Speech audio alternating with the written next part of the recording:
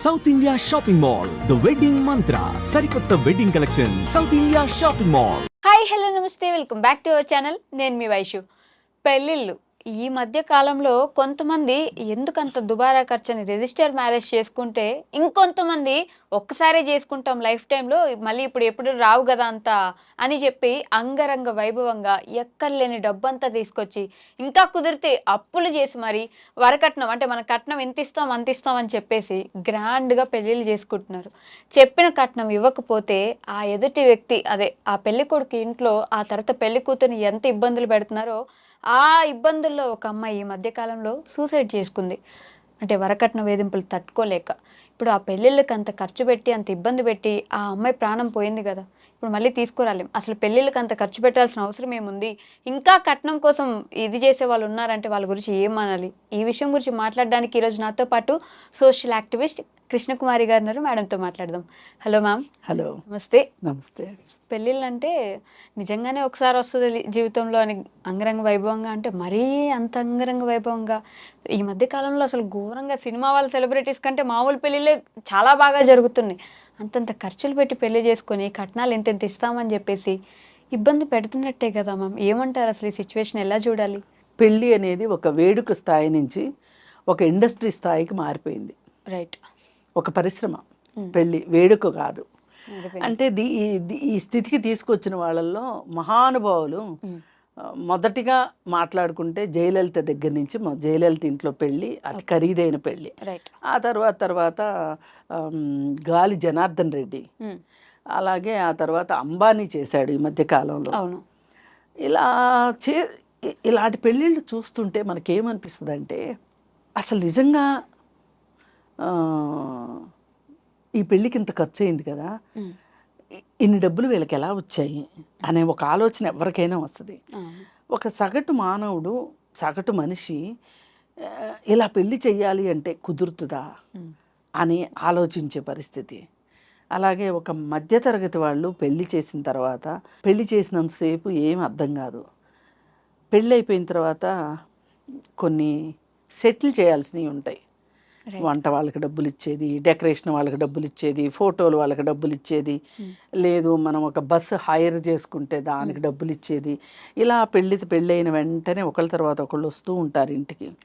మగ పెళ్లి వారికైనా ఆడపెళ్లి వారికైనా వాళ్ళందరికీ మనం వాయిదాలు పెట్టుకోకుండా డబ్బులు ఇవ్వగలిగే పరిస్థితిలో ఉన్నామా అంటే ఖర్చు పెట్టే ముందు ఒక్కసారి ఆలోచించుకోవాలి.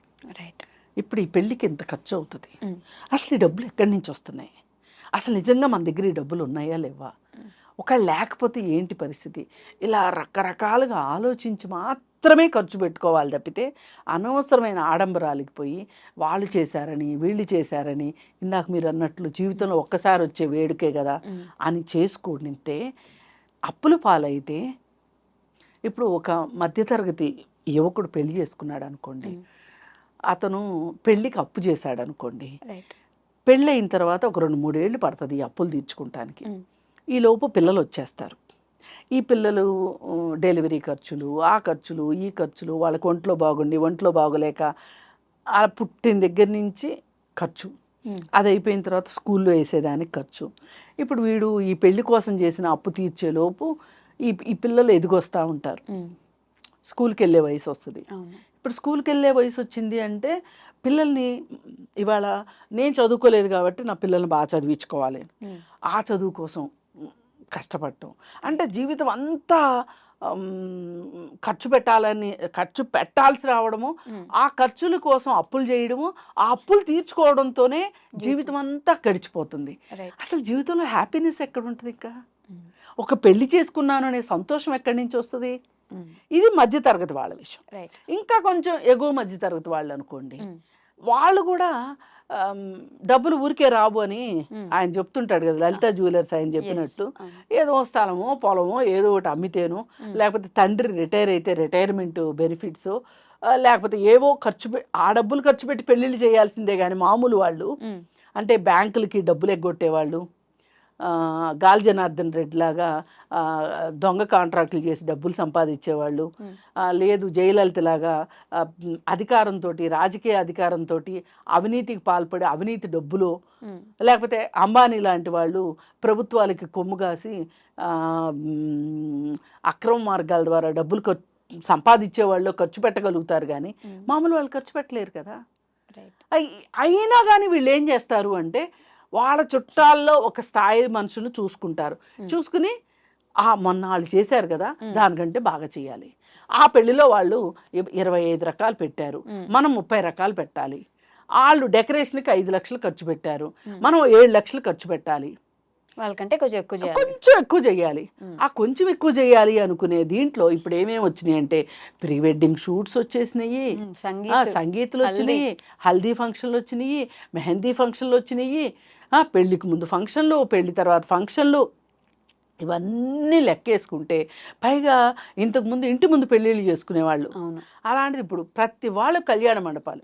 ఇప్పుడు ఇంకా కళ్యాణ మండపాలు కూడా బోర్ వచ్చేసేసి డెస్టినేషన్ వెడ్డింగ్స్, అలాగే ఫామ్ హౌస్ల్లో పెళ్ళిళ్ళు, ఒక ఇల్లుని రెంట్కి తీసేసుకోవటం, ఓ 15 రోజుల పాటు ఒక ఫామ్ హౌస్ని, ఆ ఫామ్ హౌస్లోనే పెళ్లి చేయడము, ఇవన్నీ నిజంగా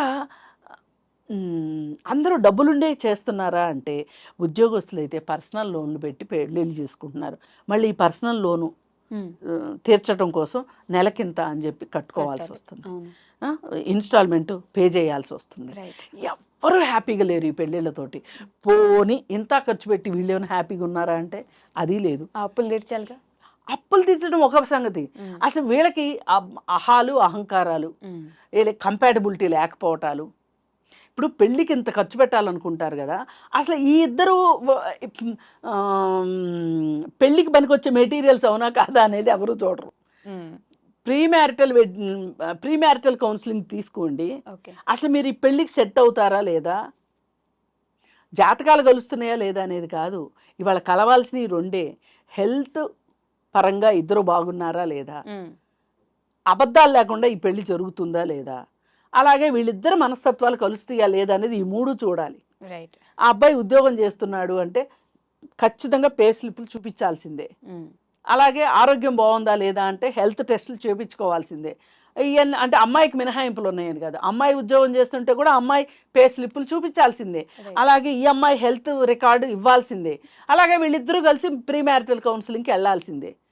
అయితే అప్పుడు అది పెళ్ళికి ఒక క్వాలిఫికేషను, అంతేగాని ఇవన్నీ వదిలేసి పెళ్ళికి ముందే ప్రీ వెడ్డింగ్ షూట్స్, అలాగే అవి శృతి మించి శృంగార యాత్రలు అయిపోవడము, ఇవన్నీ మనం చూస్తున్నాం. ఈ పెళ్ళిళ్ళలో ఆ పెళ్ళి జరిగే విధానం కూడా చాలా దరిద్రంగా చేసేసారు.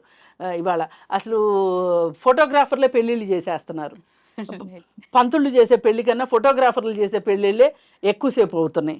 అయితే ఇంత చేసిన తర్వాత వీళ్ళు బాగుంటున్నారా లేదా, ఇప్పుడు ఈ మహారాష్ట్రలో ఈ తాజా ఉదంతం ఇక్కడి నుంచే మొదలైంది.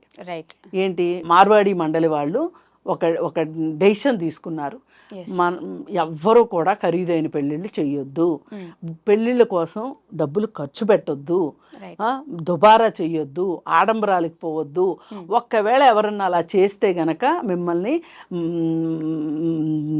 ఆ మహారాష్ట్ర మండలి దగ్గర నుంచి మిమ్మల్ని పక్కన పెట్టేస్తాము అని చెప్పి ఈ నిర్ణయం తీసుకోవడానికి ఒక కారణం ఏంటి అంటే ఈ రీసెంట్గా ఒక అమ్మాయికి పెళ్లి చేస్తే ఆ అమ్మాయి వరకట్న వేధింపులకి అలాగే అత్తింటి ఆరళ్ళకి తట్టుకోలేక ఆ అమ్మాయి సూసైడ్ చేసుకుని చనిపోయింది.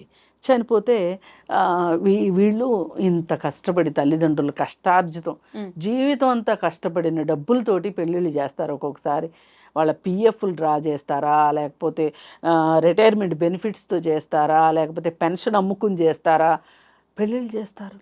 అలాగే ఎంత కొంత పొలం ఉంటే పొలం అమ్మి చేస్తారు, ఇవన్నీ చేస్తారు.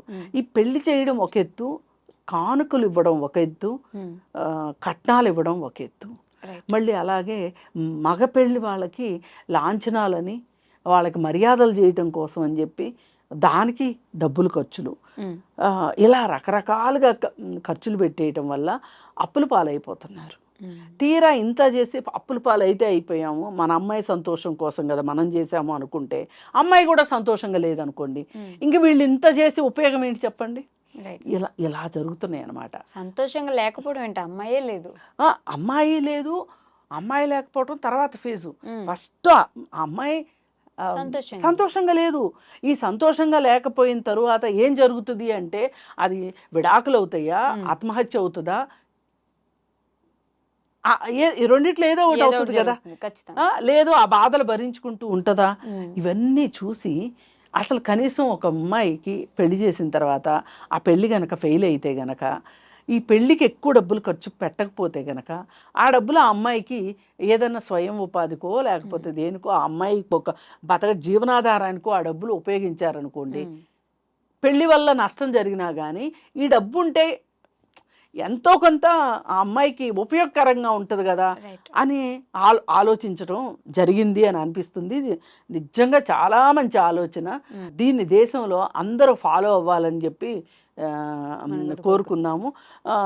చెడులోంచి మంచి చూడటం అంటే ఇదే. Right. Thank you so much. నమస్తే.